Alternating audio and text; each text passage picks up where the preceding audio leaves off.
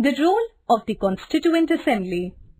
The Constitution of India was framed by the Constituent Assembly. Dr. Rajendra Prasad was the chairman of the Constituent Assembly.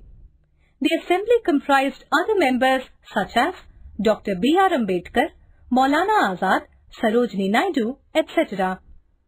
The drafting committee was appointed by the Constituent Assembly under the chairmanship of Dr. B.R. Ambedkar.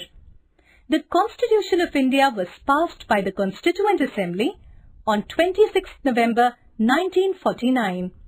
The Constituent Assembly met in sessions open to the public for 166 days spread over a period of 2 years, 11 months and 18 days before adopting the Constitution. The Constitution of India came into force on 26 January 1950. We celebrate this day as Republic Day. The Preamble. The Preamble is an introduction to the Constitution. It enables us to understand the Constitution. It tells us about the source of authority of the Constitution. The authority of Constitution is derived from the people of India. Preamble also states the nature of the state and its main objectives. We see in the Preamble that India is a sovereign, secular, socialist, democratic republic. The other objectives of the Constitution: justice, equality, fraternity and liberty. India, our country, seeks to attain the objectives of justice, liberty, equality and fraternity. Justice. Justice means fairness in the way people are dealt with. All citizens of India are equal by law. Every citizen is liable for justice. It cannot be denied on the basis of caste, creed, religion, etc. Liberty. Liberty means freedom to live as you wish or go where you want. India has given liberty to its citizens in the form of fundamental rights. We will study more about fundamental rights later in the chapter. Equality. All the citizens of India are equal in the eyes of the law. The state tries to achieve the objective of equality by not discriminating the people on the basis of class, color, creed, religion, etc. Fraternity. Fraternal means relating to brotherhood. Our country can achieve the objectives of liberty and equality only when there is a feeling of brotherhood among people. The feeling of oneness among people will also eliminate the evils like untouchability and caste system.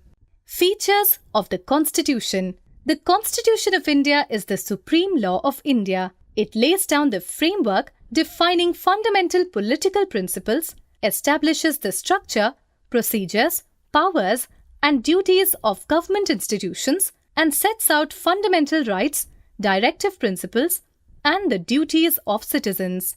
Written Constitution. The architects of Indian Constitution were influenced by the British model of Parliamentary Democracy. In addition, a number of principles were adopted from the constitutions of the United States of America, Canada, Ireland, Germany, and Australia. Parliamentary Democracy. The Parliament is the supreme law-making body in India. The President of India is elected by the Parliament and state legislative assemblies and not directly by the people. The President is the head of the state, but these powers are only nominal, and the President must act only according to the advice of the Prime Minister and the Council of Ministers. The Prime Minister and the Council of Ministers exercise their offices only as long as they enjoy a majority support in the Parliament, which consists of members directly elected by the people. The ministers are answerable to both the houses of the Parliament. Also, the ministers must themselves be elected members of either house of the Parliament. Federal structure. The governance of country is divided between the Union and the states. Thus, the state governments have freedom to make laws for their states without intervention of the central government. Three subject lists, the Union list, the State list, and the concurrent list, define the legislative powers of each level of government. The Union government reserves the right to make laws in areas specified on the Union list.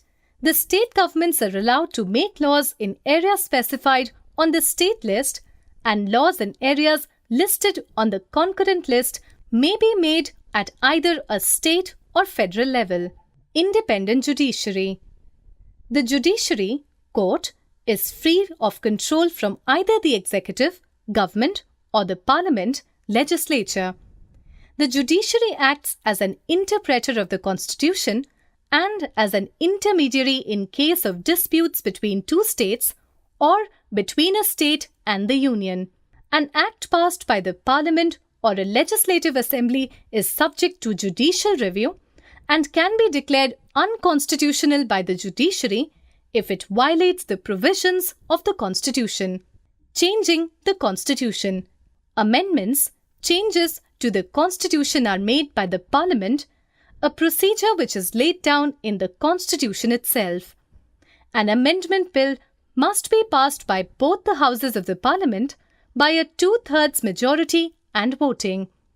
In addition to this, certain amendments which pertain to the federal nature of the Constitution must be ratified by a majority of state legislatures. Judicial review of laws.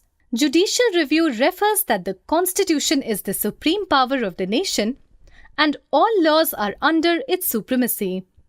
In the situations of conflict, the Supreme Court or High Court interprets the laws to decide if they are in conformity with the Constitution. Rights and duties. A Charter of Rights is contained in the Constitution. It guarantees civil liberties such that all individuals can lead their lives in peace and harmony as citizens of India.